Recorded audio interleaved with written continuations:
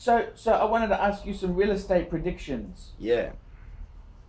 People say real estate in Australia is at a high, record highs. Yeah. Compared to the rest of the world, we're very expensive to buy a house here.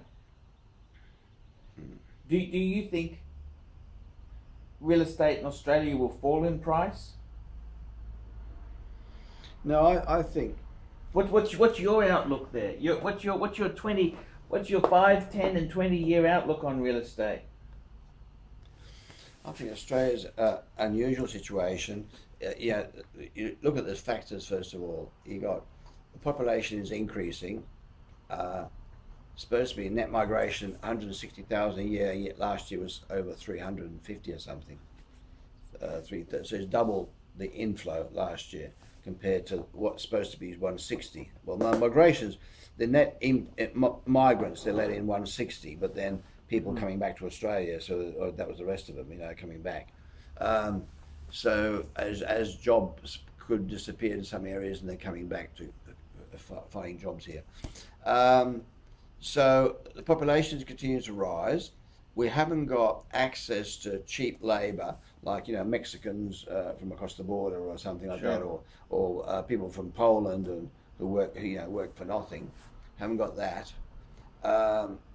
and limited release of land, but in the short term, and also interest rates are very low levels, because 5% for a house loan, 4%, 5% for a house loan is not much compared to at least 8 to 10 in the old days, and certainly even 20.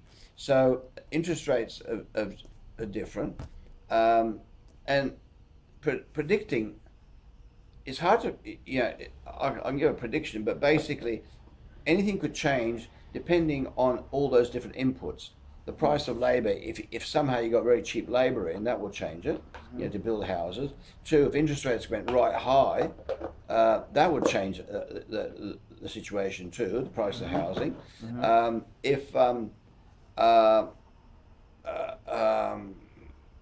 they keep, depending what they build, at the moment they're building units and units and units. Now that's that's depressing the unit market in Brisbane, the capital cities, 3 Brisbane City, Sydney, Melbourne. But if the government stops that, or if people, that will turn. But then there's thoughts in the market. The Greens are pushing that the government should build these Soviet-style blocks of units, because there's a lot of people that haven't got housing in Australia. So if you build these the Soviet-style condominiums, cheap, well, that will depress your unit prices too. And so there's the combination of all these factors which determine the house price. But if I was taking a bet, if I was in my 40s and had a reasonable income, I'd be buying real estate. Just buy and rent, and wait for that rise over the next 10, 20 years, and then sell in 20 years' time, sell in 15 years' time, perhaps, or start selling in 15 years' time. And but my stage, there's no point me buying real estate, because if I buy, well, how many years can I wait? 20 years? How many years can you wait? Yeah. That's a good point. Well, first of all, the first problem before you even start buying, who's going to lend me the money? That's a problem. They don't like people who've got limited income. Once you get to pension age and you've got limited income, they're not going to lend you any money. If you got 5 million in the bank, yes, they'll lend you some money, but then you could pay cash anyway. So that's another consideration. But I think, in general, younger people should, at least own their own house and possibly own one or two others. The thing is this, in some places in the world, house prices haven't. I've got a friend of mine in Oklahoma, in America, right? Yeah. He doesn't want to buy a house. He rents at $500 a month, US a month. He said, I don't want to buy a house. I don't want to own an apartment. Right. So what's to do with his money? He spends it. Well, he's a lawyer. He's got his own law practice. Yeah. So what's he do then? Where's his money? He's got some in the bank. He's got some in his 401k for his retirement. The end result is you can't take it with you, and you know, different countries have got different answers. But for him, he's never seen real estate as a way to do well. No, that in America.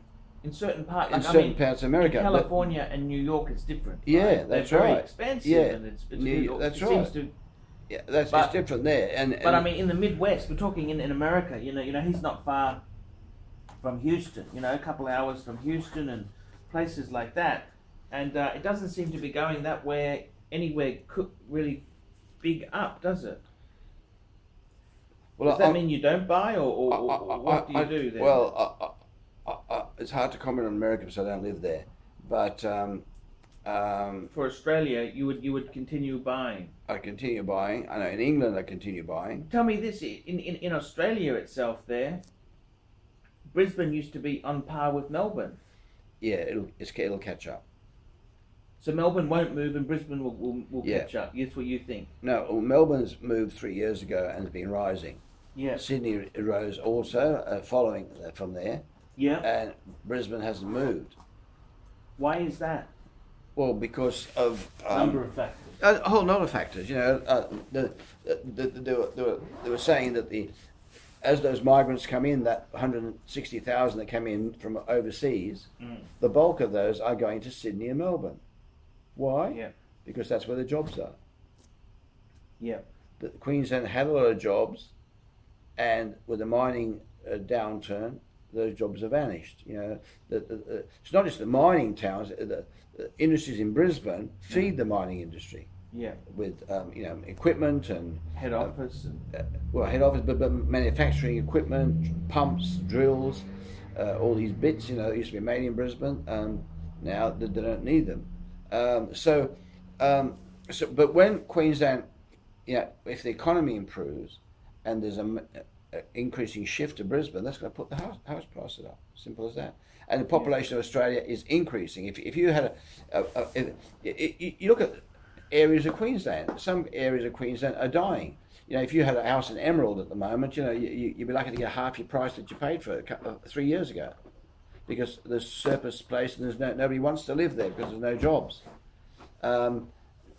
So you've got to be careful. That's like parts of America. Certain cities, if the jobs are not there and the growth's not there, it's not going to happen. Australia, it's you know, well, if you had your choice, I suppose you would have lived in Sydney and bought properties in Sydney. Just imagine if you had 3 properties in Sydney. They're all $1 million plus. Started at $1 million. Well, in Brisbane, they start at 300. Mm-hmm. So there's a big difference, you know. Even looking at in the old days, Parramatta and Liverpool, that was cheap. Well, still cheap, but it's not as cheap as it was before. Mm-hmm. And yeah, I think that real estate's done very well in the past and should continue in the future, but you need to have time in your hands because there can be temporary downs. Sure. But whilst, you know, the other alternative is, rightio, so, you know, if you're not going to own your house, and that's what happens with housing. Like my parents, they came to Australia, bought a house for $4,000. Mm-hmm. They died and sold it. We sold it for $340 or something. Well, that's a big increase. Mm-hmm. But it's time, wasn't it? Mm-hmm. Now, if they'd have bought 6 houses, just imagine what they'd have. Mm-hmm. But they couldn't afford 6 houses. They did. They could afford 1 or 2 or 3, depending work-wise. And some of the clients did do that. You know, I've got clients who bought 6 houses, and now they're 17. They got all these health problems. They got 7 houses, fully paid off. Mm-hmm. But what are they going to do with these houses? Yeah. And then, so your friend in America, and so they got to sell down and start enjoying it or something. But the guy in America, right? Yeah. If he doesn't have a house, a lot of people in Australia now, things have changed from 1960s. In the 1960s, your wealth was housing only. Now, a lot of the value is in superannuation, isn't it? like you could just have a house, renting a house, and put money into superannuation and work superannuation, and that could amount to a lot of money. You can be pretty well off when you retire. And do you really need a house? If the benefit of a house is that you can't get thrown out. It's your house, and you can do whatever you like, and you can have a mess, or you can have if you were renting, and just imagine your place. You're renting your house, and the landlord says, "I want you to shift in 3 weeks' time." Where do you shift all this stuff to? It costs a lot of money to shift. Shift, it does. And you just shift, and they ask you to shift again a year later. That's exactly right. You've got no security. Let's take another topic. Let's just cut this video here.